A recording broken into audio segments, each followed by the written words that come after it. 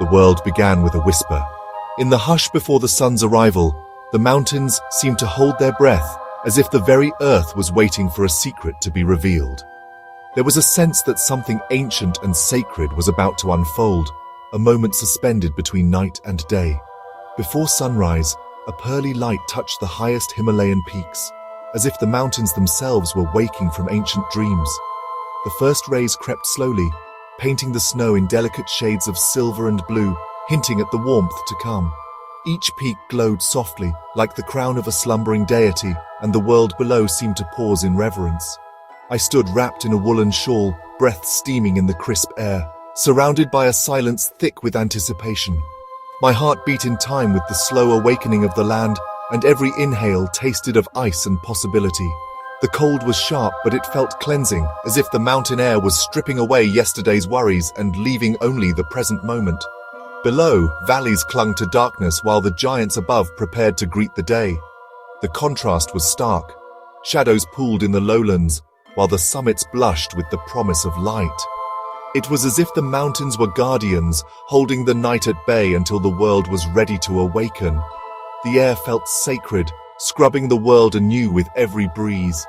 Each gust carried the scent of pine and distant incense, fluttering prayer flags in a silent conversation with the sky. The wind seemed to carry blessings, sweeping across the plateau and whispering ancient stories to anyone willing to listen. A distant monastery emerged from the shadows, a silent testament to centuries of faith. Its white walls glowed faintly in the growing light, standing as a beacon of hope and resilience. I imagined the monks within, rising before dawn, their lives woven into the rhythm of the mountains. I imagined monks chanting, their voices blending with the waking world. The low melodic hum of their prayers seemed to echo through the valleys, mingling with the wind and the first calls of morning birds. In that moment, the boundary between the sacred and the everyday felt thin, as if the dawn itself was a prayer. Then, a sliver of gold erupted over the horizon, transforming the snow to fiery rose gold. The light spilled like molten metal, igniting the peaks and chasing away the last remnants of night. The world seemed to exhale, bathed in warmth and color, as if the gods themselves had kissed the earth awake. Light spilled down the mountainsides, revealing the raw, rugged beauty of the land. Every ridge and crevice was etched in sharp relief, and the landscape seemed to pulse with life. The mountains, ancient and unyielding, stood as silent witnesses to the birth of another day. Watching that sunrise, I felt gratitude and humility in the face of such timeless majesty. The sheer scale of the mountains, the endless sky, and the golden light made my own worries seem small and fleeting. In that moment, I understood why people have journeyed here for centuries, seeking wisdom and solace in the embrace of these sacred peaks. The mountain's first lesson: be still, watch, and let yourself be filled with wonder. In their presence, I learned the value of silence, of simply being, and of opening my heart to the beauty that surrounds us. The dawn was not just a beginning, but an invitation to see the world with new eyes. The day had only just begun, promising magic yet to come. As the sun climbed higher, the land awakened in full, and I felt a quiet joy settle within me. A sense that in this place, at this hour, anything was possible. With the sun climbing higher, the world around us began to glow with a golden light, as if the mountains themselves were waking from a long, peaceful slumber. The crisp morning air was filled with anticipation, and every breath felt like an invitation to adventure. Our journey on foot began, boots crunching softly on the earth, hearts beating in rhythm with the land. Each step forward felt like crossing a threshold into a realm untouched by time, where the ordinary rules of life seemed to fall away. The dusty track wound through a landscape where mountains felt alive, wise, silent elders etched with time. Their jagged silhouettes stood as guardians, watching over us as we moved deeper into their embrace, their presence both humbling and reassuring. The earth was ochre red, the sky a deep, endless blue, and eagles soared above, their wings casting fleeting shadows on the ground. The colors were so vivid, it was as if we had stepped into a living painting, every detail heightened by the clarity of the high-altitude air.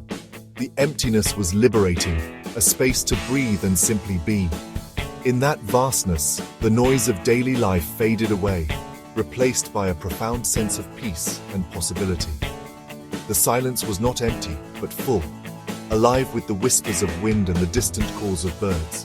We passed Mani stones, each carved with sacred mantras, a chain of humanity stretching back through time. These stones, weathered by centuries, were silent prayers left by countless hands, connecting us to those who had walked this path before. Every stone was a story, a hope, a whisper left in the wind.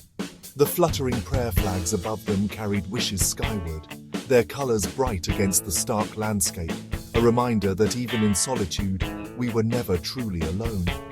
We paused often, absorbing views in every direction, each more stunning than the last. The horizon seemed to stretch forever, and with every pause, we found ourselves more deeply rooted in the present moment, grateful for the privilege of witnessing such beauty. It felt as if we were the only people on Earth, tiny figures in a world both ancient and new. The scale of the land made us feel small, yet somehow more connected to everything around us, a part of the endless story written in stone and sky. This was not just a walk, but a pilgrimage into the heart of beauty, a journey that would linger in our memories long after the trail had ended, reminding us that sometimes the first steps are the most transformative of all. On the Tibetan plateau, the air itself is unforgettable. It's the first thing you notice, even before the vastness of the land or the majesty of the mountains. The moment you arrive, you're greeted by a sensation unlike any other. A cool, invigorating breath that seems to sweep away the weight of the world. Thin and pure, it invigorates with every breath, making city smog a distant memory. The air here is so clean, so untouched, that each inhale feels like a gift. It fills your lungs with a clarity that's almost startling, as if you're breathing for the very first time. Each inhalation connects you to the land, reminding you what it means to be truly alive. The sensation is both grounding and uplifting, as if the spirit of the mountains themselves is entering your body, awakening something deep within. The air carries the crisp sounds of the mountains, boots crunching, prayer flags flapping, marmots calling. Every sound is sharper, more distinct, echoing across the open spaces and reminding you of the wildness that surrounds you. No traffic, no sirens, just the honest sounds of an undisturbed world. Here, silence is not empty. It's full of life, filled with the subtle music of nature that city dwellers rarely hear. The clarity is astonishing. Distant peaks seem close, the landscape vast and grand. The horizon stretches endlessly, and the air's transparency makes every detail stand out, from the jagged ridges to the gentle slopes. Light here is sharp, making every color vivid. The sky bluer, the snow whiter, the earth richer. The sun's rays feel more direct, illuminating the world in a way that makes everything seem more real, more immediate. Breathing and walking become meditation, forcing mindfulness and presence. Each step is deliberate, each breath a reminder to slow down and truly experience the moment. My steps slowed, my senses sharpened. I found myself noticing the smallest details. The way the wind shifted, the scent of wildflowers, the distant call of a bird.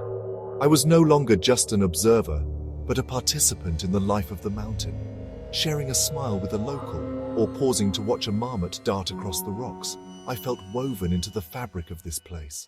The air was the very essence of Tibet, filling me with peace and energy.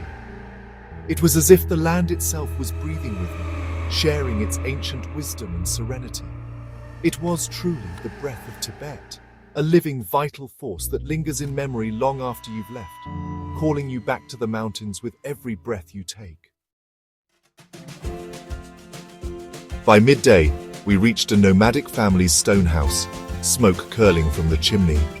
A woman welcomed us inside with a warm smile and traditional dress. The home was simple: woven rugs, Buddhist tapestries, a stove radiating heat. We sat on cushions, sipping salty, creamy butter tea, a gesture of hospitality. Lunch was sampa mixed with tea, dried yak meat and tangy yak cheese, humble, nourishing and shared with generosity. Despite the language barrier, kindness bridged every gap. In that hour, we learned more about their resilient, contented life than any book could teach. Leaving, I felt deep respect for people who find joy in simplicity. After lunch, we sat with Tenzin, the family patriarch, his face a map of the mountains. Through our guide, he shared legends of mountain spirits and the mythical snow lion, whose roar brings good fortune. His stories transformed the landscape, filling every peak and valley with magic and meaning. He spoke of survival, herding yaks, reading the weather, and the wisdom of living in balance with nature. These tales were the invisible threads binding the community to their land and ancestors. As we left, I felt gifted with a glimpse into the soul of Tibet.